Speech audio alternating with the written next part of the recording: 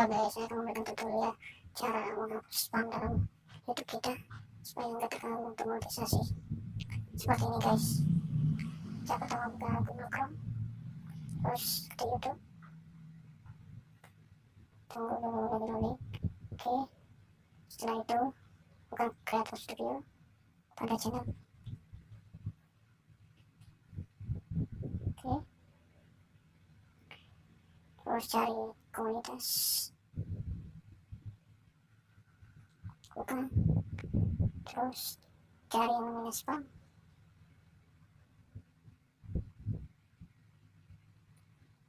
Nah, itu ada dua itu. Nah, terus checklist, habis itu dihapus. Nah, seperti itu guys. Nah, udah bersihkan. Caranya sangat gampang sekali guys.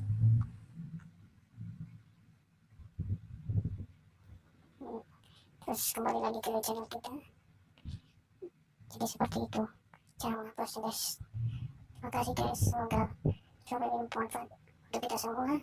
Sebelumnya jangan lupa subscribe, like, dan share guys. Semoga